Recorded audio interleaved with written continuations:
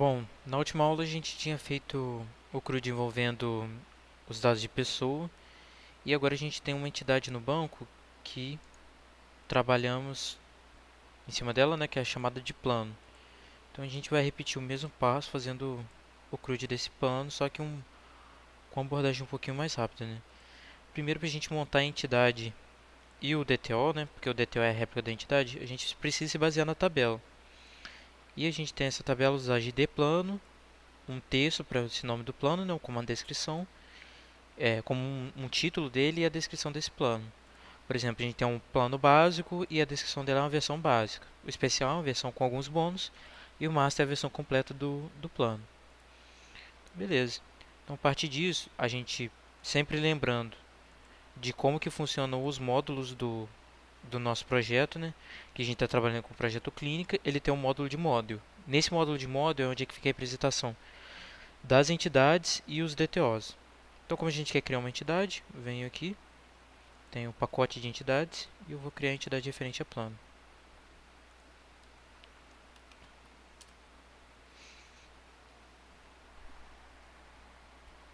Certo. Criei a classe. Primeira coisa é marcar ela como entidade.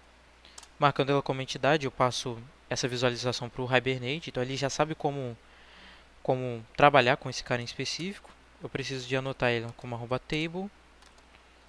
E nessa @table vou colocar o nome da entidade lá no banco de dados, da tabela, né, no banco de dados, que também é plano por padronização. Ela estende o base entity, que é uma forma genérica da gente trabalhar as entidades no nosso back-end. A gente pode criar ações em cima da, da do genérico, que é a entidade. Por exemplo, as nossas DAOs são baseadas nisso. Mas beleza, a gente adiciona o serial version e vamos adicionar os atributos. A gente sabe que ela tem um identificador, a gente trata como long. Ela tem um nome, a gente vai tratar como string, e uma descrição, certo? O nome a gente anota com a anotação especial de identificador do JPA. A gente marca também com generated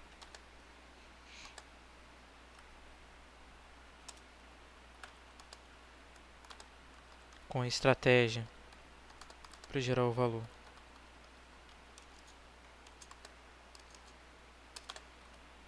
O identity e a gente anota com @column o nome dessa coluna lá no banco de dados. No caso é de plano, certo?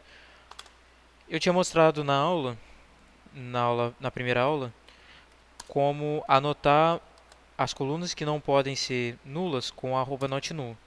Essa é uma validação feita dentro do próprio Java. Como a gente também precisa de colocar essa validação no banco de dados, a gente pode reformar isso de uma maneira diferente, com o nullLabel. Assim, quando o Hibernate identificar esse cara e ele notar que no banco não está marcado como not null, no caso das colunas elas estão marcadas como não nulo, ele poderia fazer essa alteração no próprio banco. Então essa validação deixaria de ficar no Java e ficaria no banco. A vantagem é, no banco eu tenho a validação direto no momento de inserção. Então se eu fizer alguma inserção pelo banco de dados, essa validação também vai cobrir. Diferente que aquela da anotação do @notnull valida só as alterações que a gente faz através do nosso back-end, né? Certo, então eu troquei aqui para o enable e eu vou adicionar também um @colo nesse campo.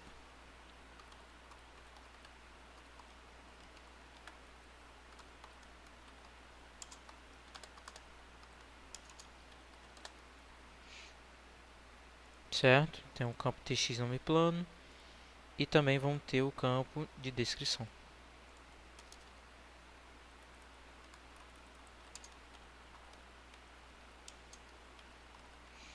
Certo, então eu poderia gerar também aqui os getters e os setters. Utilizando a própria ideia, iria marcar todos aqui e iria pedir para gerar. Só que para evitar de deixar a classe mais verbosa, a gente utiliza as anotações do Lombok.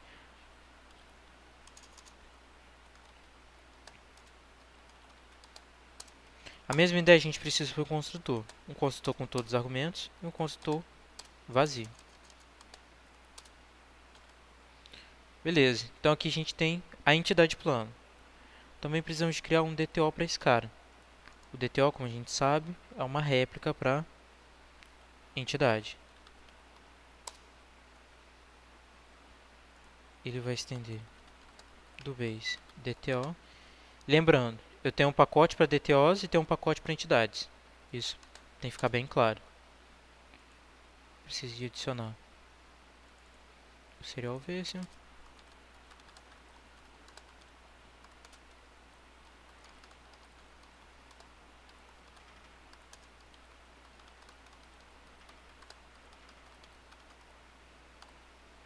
Certo, e da mesma maneira eu tenho que ter as anotações do Lombok. Um construtor com todos os argumentos, um construtor sem nenhum argumento, um construtor, as anotações get e set, para ele gerar os métodos do mesmo objetivo, né? Os métodos get e os métodos set. Certo, então agora eu já tenho a entidade e o DTO. Então eu preciso vir aqui no módulo da modo eu já resolvi. Agora eu tenho o módulo da business. Eu preciso de criar uma DAO para esse plano. Aqui a gente já tem.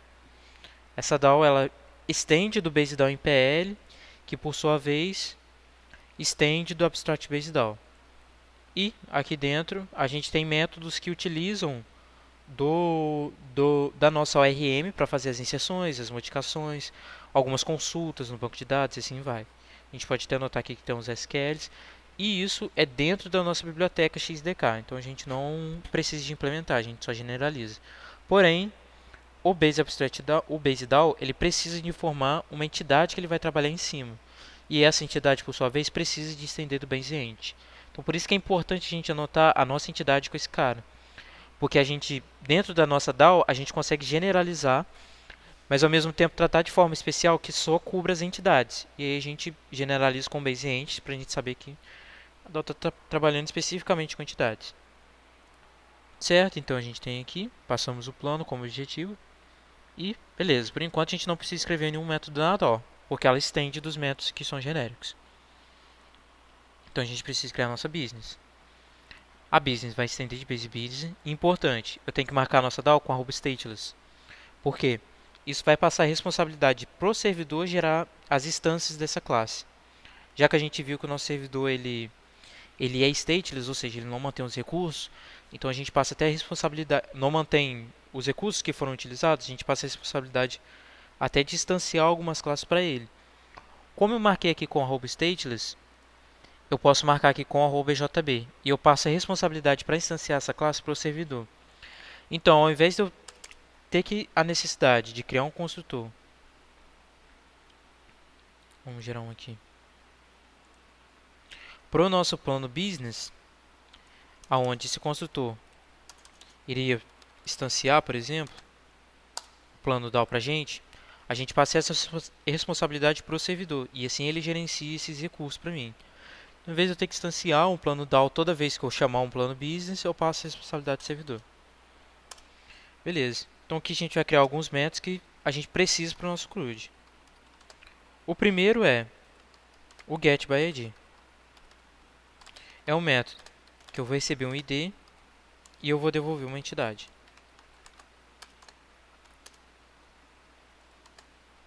A entidade, no caso, como a nossa business trata de plano, então é uma consulta do plano. A gente pode colocar aqui um return. Certo? Então ele vai executar um método genérico lá do nosso Base Abstract DAO. Se eu entrar aqui até chama essa implementação, que é o método de consulta, utilizando o Entity Manager, que vai ser as informações já referentes ao JPA e o Hibernate, assim vai. Mas o importante é, a partir do identificador único, por exemplo, se eu consultasse pelo ID2, ele iria vir aqui na tabela de plano e pegaria o plano especial. Certo. Além do getById, eu posso ter um método que vai ser o getAll. Esse getAll vai ser responsável por trazer todos os registros que tem na minha tabela lá no meu banco de dados. Como eu trago todos, eu tenho a flexibilidade de ser vários. Se eu tenho a flexibilidade de ser vários, eu trato isso como uma lista. Então vou ter aqui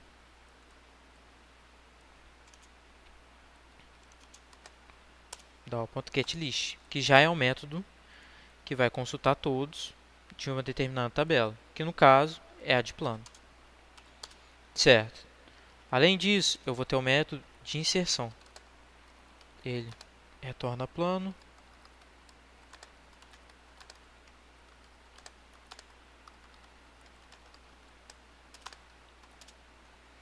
Certo. Então aqui, no momento que eu quero inserir um plano, eu tenho que considerar que eu preciso que ele venha preenchido, né? Não seja um valor nulo, que ele tenha o nome e que ele tenha a descrição. Ele só não pode ter o identificador. Por quê? Porque esse identificador vai ser gerado pela sequence no momento que for feita a instrução de insert lá no nosso banco de dados. Vou poder vir aqui e criar if.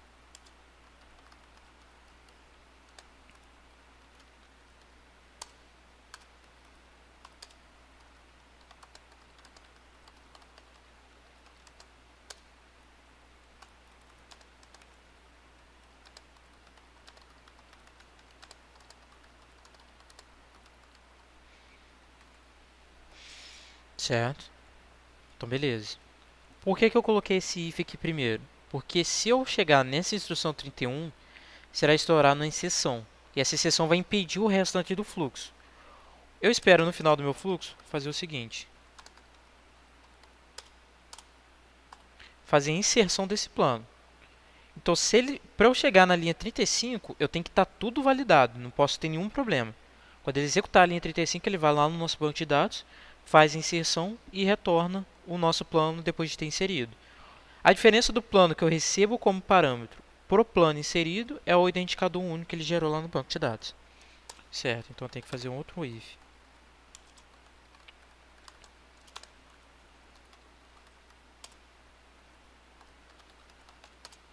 Descrição. Se ele chegar nesse cara, eu quero informar aqui.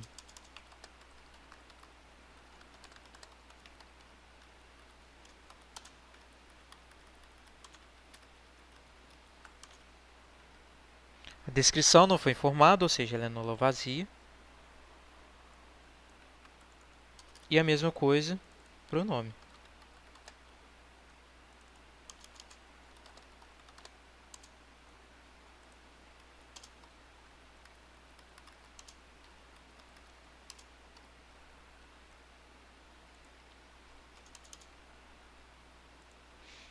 Beleza.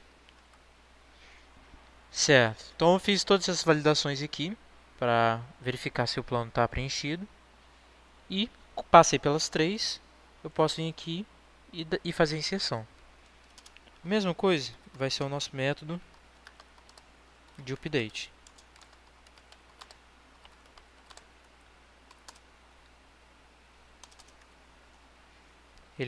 Eu espero no final fazer o método update do plano. Só que a gente pode notar o seguinte. O update, deixa eu adicionar que ele levanta a exceção aqui. O update ele tem um retorno void. Por quê? Porque ele vai mergear com o banco de dados, ou seja, ele vai mesclar com o nosso banco de dados exatamente o plano que eu tenho aqui. Então ele vai se basear pelo ID, vamos supor, o ID 2, e eu quero trocar o especial, essa descrição, versão com alguns pontos, para a versão do plano básico com alguns itens a mais. Quero trocar a string para isso.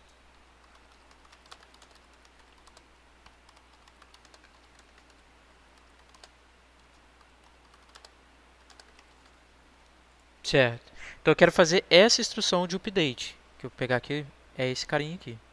A partir do identificador único, fazer essa descrição. Só que ele não vai retornar. Por quê? Porque o objetivo é que o plano que veio com o parâmetro seja exatamente dentro do banco de dados. Então, por isso eu não tenho a necessidade de retornar. Pelo menos o nosso método Entity Manager não retorna. Só que no nosso padrão a gente retorna. Então, eu irei retornar o próprio plano. Por quê? Porque se a instrução ocorreu certo, o mesmo plano que eu recebi como parâmetro vai ser o que eu quero que seja efetivado lá no banco de dados. Só que para fazer esse cara, eu preciso de ter as mesmas validações que eu tenho aqui em cima. A única adição poderia ser para verificar se o plano. .getID, se ele for informado também.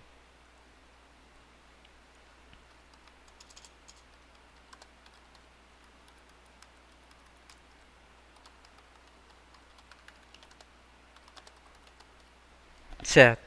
Mas repara o seguinte. Essas três instruções ifs, elas foram repetidas. E se eu ir incrementando o plano com mais atributos, ele vai se repetindo, repetindo e repetindo. Porque eu tenho que validar todos, que são necessários pela regra de negócio. Então eu posso fazer o seguinte, eu posso isolar em um método todas essas validações. Vou pedir aqui posso pedir tanto para o Eclipse extrair esse método, quanto eu mesmo vir aqui e fazer isso de forma manual. Vou fazer manual para ir acompanhando.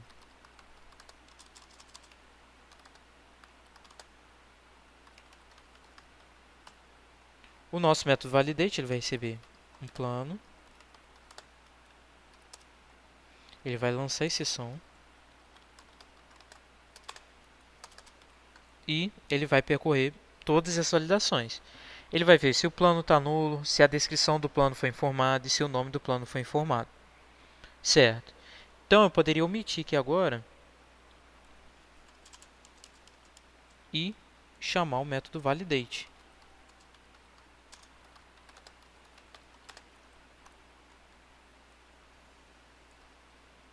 Mesma coisa nesse cara aqui. Porque o método validate vai percorrer, vai fazer todas as validações que eu preciso e vai levantar a exceção se caso alguma dessas validações aqui não forem correspondidas, né? Certo. Deixei aqui no update a única validação que ele tem específica dele, né? Que é para verificar se o identificador único foi informado. Beleza. O único ponto é, o usuário ele pode mandar um plano, mesmo preenchido, que não tenha tanto a descrição quanto o nome ao mesmo tempo.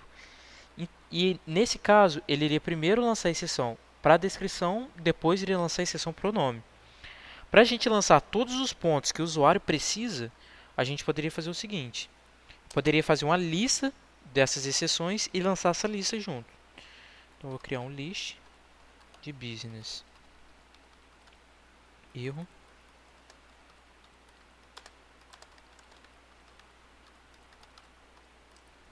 Criar uma lista.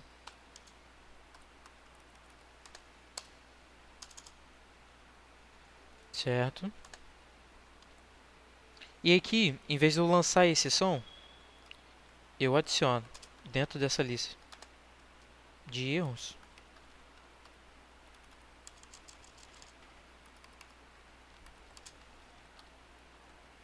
o business erro, diferente do exception, ele tem um título e depois o próprio erro. Então eu vou adicionar o título vazio e a descrição do erro.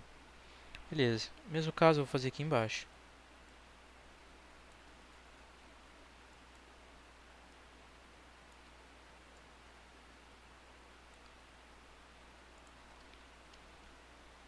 Beleza, aqui eu agrupei os dois em uma lista. E eu vejo se a minha lista está vazia. Se essa lista, na verdade, se ela não estiver vazia, eu preciso lançar a exceção com todos esses erros que eu acumulei. Um business exception.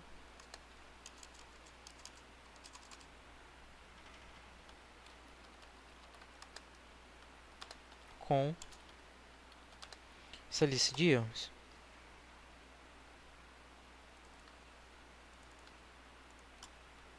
Só voltou um new aqui, beleza. E aqui dentro a gente pode até notar que ele vai fazer uma concatenação desses erros, separando por ponto e vírgula. E depois, juntou todos os erros que foram agrupados, ele lança a mensagem com a combinação de todos. Então ele ia falar tanto que a descrição do plano informado é nulo, quanto o nome do plano é nulo. Assim o usuário já teria o indicativo de quais campos ele deveria rejeitar. O usuário é o nosso cliente, né? Certo. Então aqui eu fiz insert, update e eu preciso também do nosso delete. Diferente dos demais métodos, o delete ele não tem retorno, porque se eu deletar o registro no banco de dados, eu não vou ter mais essa cópia. Então nem faz sentido devolver para o nosso cliente, né? Só vou fazer o DAO.delete baseado no ID que mandou, o ID único, certo? Que ele está pedindo para lançar a exceção. E eu posso fazer o seguinte: eu posso tanto validar se o identificador informado é nulo ou vazio, e também verificar se de fato esse registro existe no banco. Então eu vou adicionar. Então beleza. Então se o identificador informado não for preenchido, ele já vai lançar a exceção. Se não, ele vai seguir para a próxima iteração, para a próxima instrução, que no caso é essa validação se o retorno da consulta select lá no banco de dados, baseado no ID, encontrou algo. Se não encontrou, eu vou lançar um business exception. Não foi encontrado.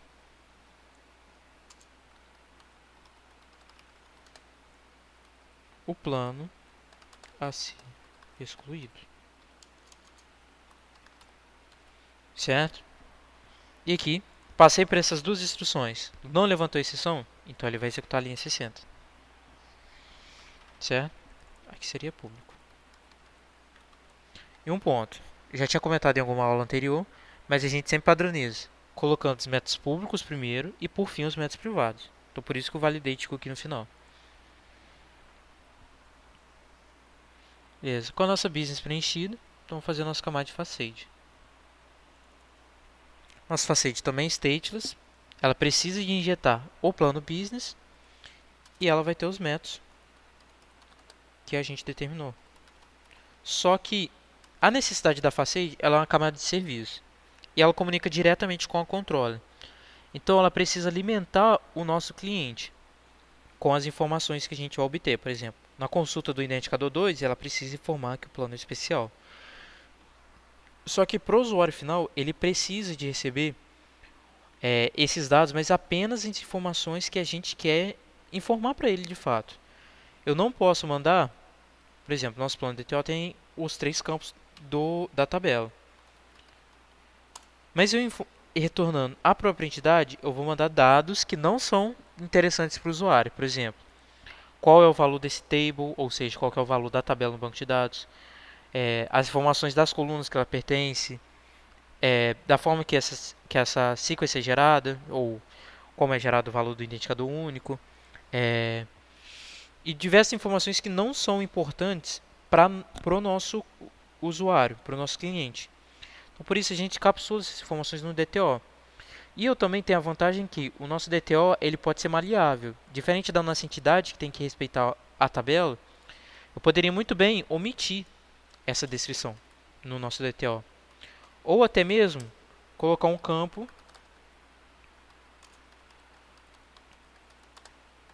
valor do plano e buscar esse valor em uma outra tabela, por exemplo. Se eu tivesse uma tabela de plano cliente e faz um cálculo em cima do valor. E assim vai. Então, o nosso DTO ele é flexível também a modificações, diferente da entidade. Então, por isso, a gente tem que tratar o mapeamento entre as duas, fazer a transformação da entidade para o DTO em alguma camada. E, no caso, é na camada de serviço que isso é feito. Então, aqui o retorno do plano DTO. Get by ID. Long ID. E ela lança exceção. Beleza. Então, com isso, eu vou retornar da nossa plano business o que vier no meu get by ID. Só que o retorno, como a gente viu, é em plano. E não atende plano DTO. Eu tenho até um erro aqui de que não está dando match, né, do retorno do método com o retorno da instrução que a gente colocou aqui. Então tem que fazer o mapeamento. E dentro da nossa biblioteca também tem uma classe responsável por fazer esses mapeamentos, que é o Model Mapper. Ele faz o mapeamento a partir de um dado que vai ser a fonte, né, que no caso vai ser a entidade que a gente vai retornar desse plano business, e um alvo, que o nosso alvo é o plano DTO. Então, o que o Model Map faz de fato? A gente tem um plano e tem o plano DTO. Ele vai pegar as seguintes informações: o ID do plano DTO, que é a nossa classe de alvo. Eu consigo na classe no objeto fonte encontrar um atributo ID? Consigo. Então ele pega o valor da fonte e coloca no alvo. Mesma coisa com o nome. Ele tem esse atributo no objeto fonte. Então ele vai no objeto alvo e coloca o nome. É a mesma coisa com a descrição. Então ele pega esses valores e ele faz o match através dos nomes. Então, por exemplo, se eu colocasse aqui descrição plano, eu teria um problema com o model map, porque ele iria pegar esse nome desse atributo, que é descrição plano, iria buscar no nosso objeto, que é a fonte, iria procurar um atributo descrição plano e não iria encontrar. Eu tenho descrição, mas descrição plano não. Então teria um problema. Por isso a gente tem que respeitar o nome que a gente tem na nossa entidade, no nosso DTO. Certo. Então com isso eu consigo, com isso bem definido, eu consigo usar o model map. E ele vai facilitar aquele mapeamento manual que a gente tinha feito lá no Pessoal Facade. Então poderia omitir esses métodos com o model map. Beleza. Então aqui posso fazer a mesma coisa.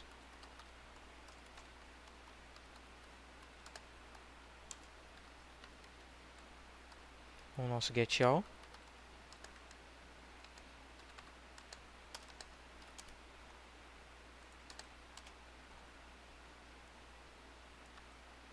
E pro getAll eu tenho um mapeamento para tratar como listas. Então ele usar o mapAll. Ele recebe uma lista como alvo e trabalha em cima da recebe uma lista como fonte e trabalha em cima do alvo também como lista. Então, por isso aqui eu nem tive aquele problema do mismatch. Se eu colocasse o map simples, ele já iria reclamar. Porque o objeto convertido, o objeto que vai ser retornado é um plano DTO e ele esperava uma lista de plano DTO. O mapAll já trata isso como uma lista. Certo? Beleza. Eu também vou ter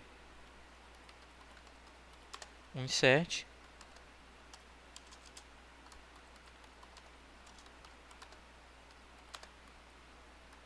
E ele recebe da controle também um DTO.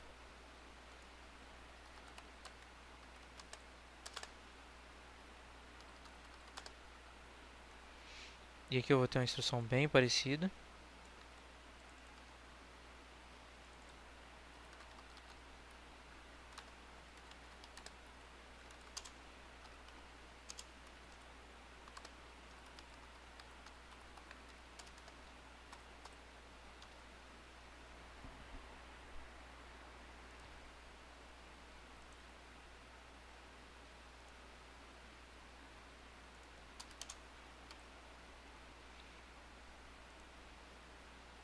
Só vamos ver o que ele está reclamando aqui. Ele está falando que o plano eu não consigo mandar um insert com o DTO. Eu precisaria antes também fazer o passo de mapear esse DTO para a entidade.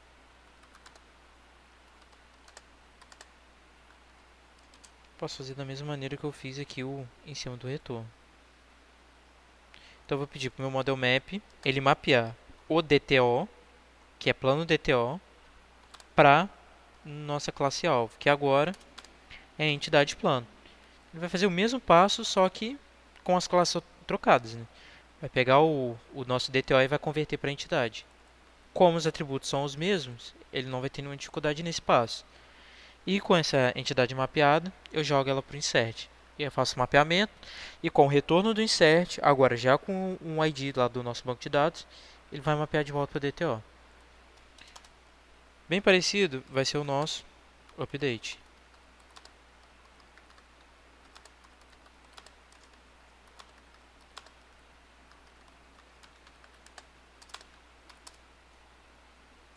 Deixa eu copiar aqui.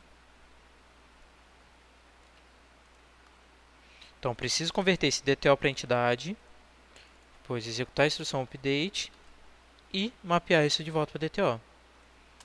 E por fim, a gente tem o delete. Ele recebe o identificador único.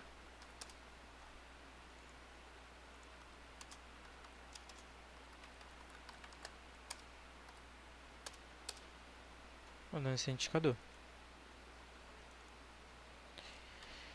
Um ponto. Em todos os métodos, eles lançam a exceção por quê? Porque as exceções não são tratadas na camada de facade. Na camada de facade eu tenho o papel de servir a camada de controle com os serviços que eu vou ter no nosso back-end.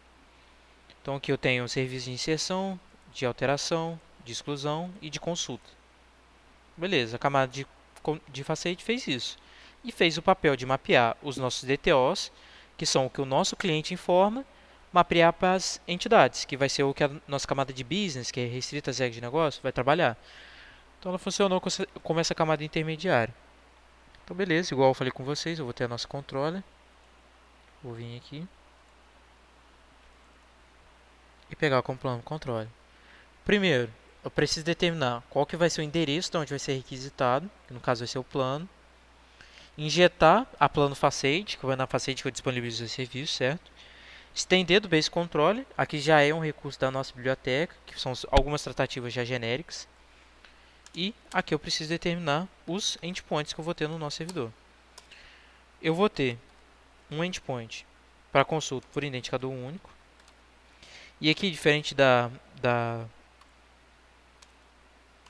nossa controle de pessoa, eu já vou seguir os padrões que o REST pede. O REST fala o seguinte: se eu tenho um método GET seguido de algum identificador único, então é o método getById. Então, em vez de eu descrever isso claro na nossa rota, só pela combinação do plano com um identificador único, junto com o verbo get, eu já sugiro que é uma consulta getById. Ele produz JSON.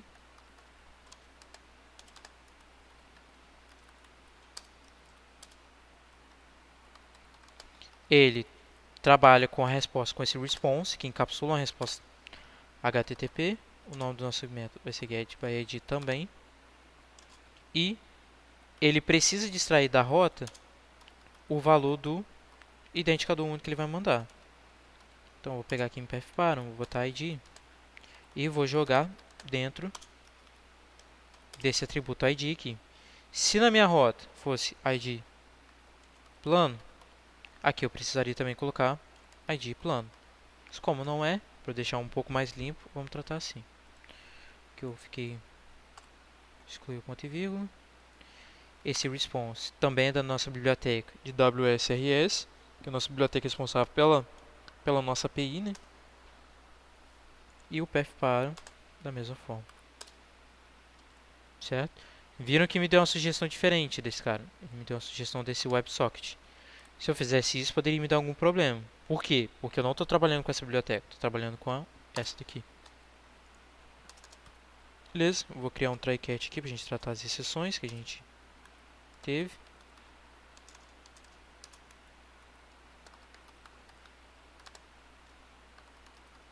Se for uma exceção de regra de negócio, eu vou tratar de uma maneira mais detalhada. Com badge request. Também vem lá do nosso base controle. Se for uma exceção genérica, um erro de compilação, no pointer ou algo do tipo, eu vou tratar como um erro interno.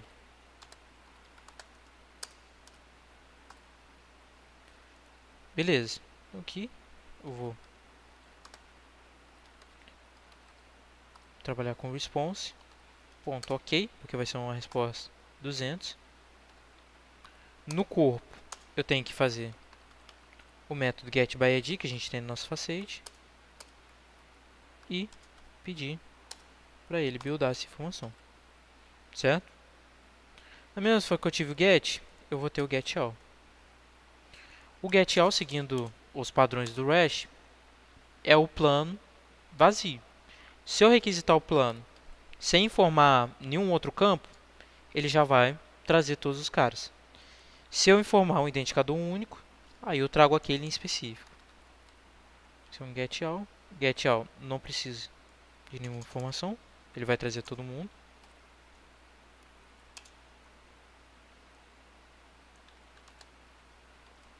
Certo? Ele é um verbo get também e ele produz JSON e não consome nada. Já o nosso insert, ele precisa do verbo post. ele vai ficar na rota, no nosso path, também vazio, só com barra. Ele tanto consome, consome JSON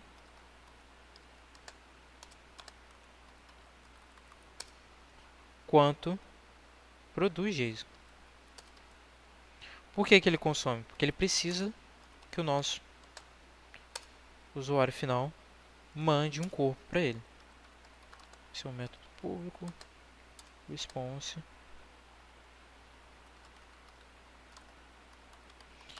E ele vai nos informar um DTO. Vou ter um try-catch bem parecido. Eu vou até copiar aqui.